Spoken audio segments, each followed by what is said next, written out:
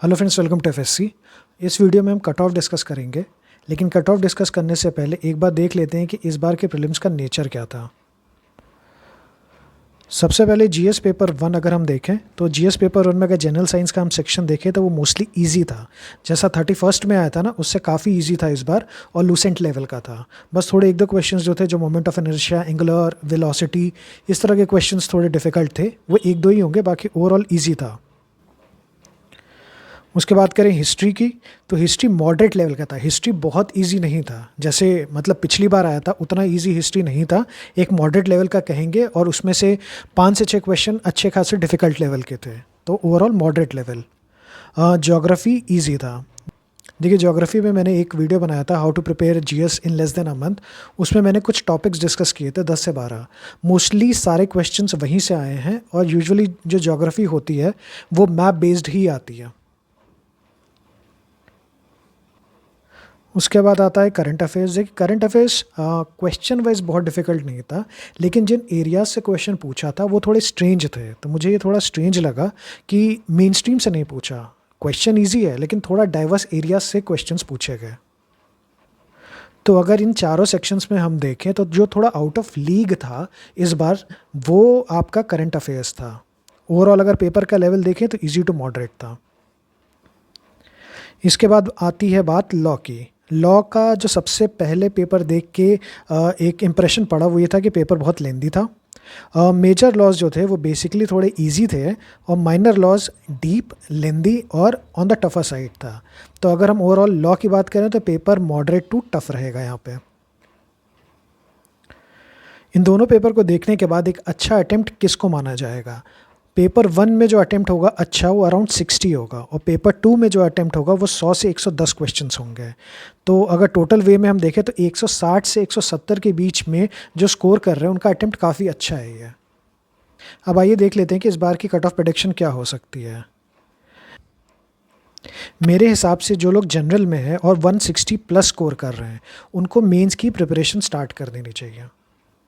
देखिए, 160 plus cut off prediction नहीं है, 160 प्लस एक अच्छा अटेम्प्ट है। कट ऑफ तो 155 भी हो सकती है, 175 भी हो सकती है, लेकिन ये कमीशन के अलावा कोई नहीं बता सकता। लेकिन सारी चीज़ों को देखने के बाद ये लगता है कि 160 प्लस कट ऑफ कुछ भी हो सकती है। मैं 3 रीज़न्स देता हूँ क्यों 160 प्लस वालों को मेंस की तैयारी करनी चाहिए। सबसे पहली चीज़ कि मेरे कांटेक्ट में बहुत अच्छे स्टूडेंट्स हैं जिन्होंने 31st बिहार पीसीएसजे के मेंस लिखे हैं। इन्होंने भी, इनमें से कुछ का भी उत्तराखंड भी निकला हुआ है, किसी ने भी यूपी पीसीएसजे मेंस दिया है, और उनका माइनर लॉस पे भी अच्छा कमांड है। उन लोग के मेजॉरिटी लोग का जो स्कोर आ रहा है वो 155 से 170 के बीच में आ रहा है। एक दो को छोड़ दीजिए, लेकिन जो मेन डेंसिटी है वो 155 से 170 के बीच में फॉल कर रही है। दूसरी चीज़, अभी आपने उत्तराखंड का कट ऑफ देखा होगा। देखिए, उत्तर प्रदेश में लो बोल रहे थे तो हाई चली गई। उत्तराखंड में कोई 160 से नीचे नहीं बोल रहा था, इंक्लूडिंग माई सेल्फ, क्योंकि मैं भी अपनी बात मानता हूँ यहाँ पे। लेकिन हर कोई 160 या 160 के ऊपर बोल रहा था, लेकिन कट ऑफ कितनी गई? 150। तो कट ऑफ का एग्जैक्ट नहीं पता कि कितनी जाएगी, इसलिए 160 प्लस वालों को अपनी तैयारी स्टार्ट कर देनी चाहिए। और ये समझना चाहिए कि अगर रिजल्ट का वेट करेंगे तो बहुत सा टाइम वेस्ट हो जाएगा यहाँ पे, और अगर उसके बाद उत्तराखंड की तरह कट ऑफ लो चली गई तो आपको बहुत पछतावा होगा। तीसरा जो इंपॉर्टेंट पॉइंट आता है वो ह्यूमन कैपेसिटी और लिमिटेशन है। देखिए, घर के कंफर्ट से ये पेपर बहुत इजी लग सकता है, लेकिन जब आप एग्जामिनेशन हॉल में होते हैं तो आपको ये पेपर एक टाइम बाउंड मैनर में कंप्लीट करना होता है, उसका एक टाइम का प्रेशर होता है। तो ऐसा नहीं है कि आपके पास बहुत अनलिमिटेड टाइम है।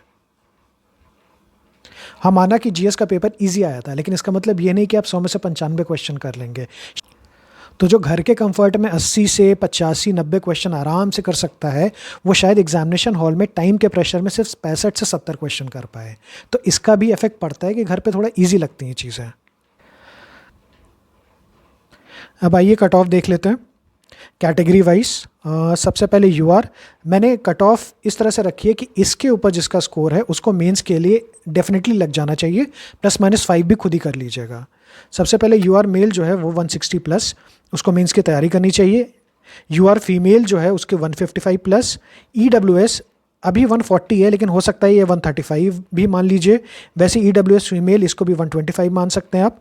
135 और 125 प्लस, SC के 120 प्लस कर लीजिए, SC फीमेल के 110, ST के 115 प्लस, EBC की 120, EBC फीमेल की 115 प्लस, BC के 145 प्लस, ये 140 भी कर सकते हैं, 142, 143, और BC फीमेल भी ऐसे इसी रेशियो में 140, 138, 140 भी कर सकते हैं।